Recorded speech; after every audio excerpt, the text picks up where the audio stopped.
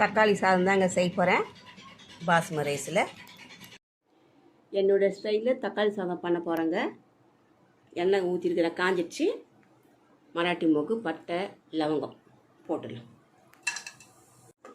பட்டை லவங்கம்லாம் பொரிஞ்சிடுச்சுங்க. இப்போ வெங்காயம் போட்டுடலாம். நான் ஒரு விடுகதை சொல்கிறேங்க. அதுக்கு ஆன்சர் செஞ்சால் கமெண்ட் பாக்ஸில் கமெண்ட் பண்ணுங்கள். யாருமே பண்ண மாட்டேன்றீங்க. பச்சை மிளகாய் சேர்க்குறேன். தக்காளி சேர்த்துடலாம். கேரட்டும் சேர்த்துட்றேன். இஞ்சி பூண்டு விழுந்து சேர்க்கலாங்க. உருளைக்கிழங்கும் போட்டுடலாங்க.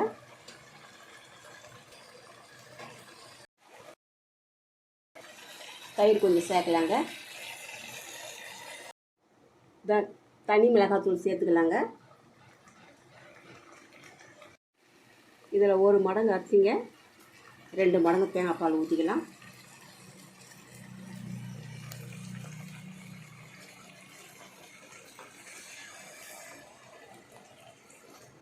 உப்பு சேர்த்துடலாங்க.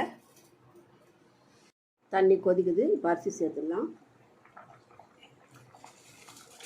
சேர்க்கலாங்க. அவ்வளோதாங்க, மூடி போட்டுடலாம்.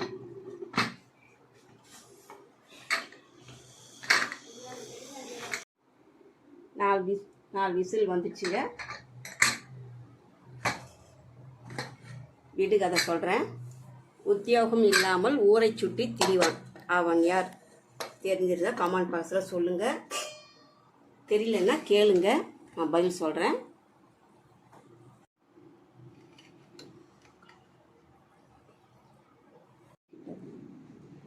இந்த வீடியோ பிடிச்சிருந்தா லைக் பண்ணுங்கள், ஷேர் பண்ணுங்கள், கமெண்ட் பண்ணிட்டு சப்ஸ்கிரைப் பண்ணுங்கள். தேங்க்யூ.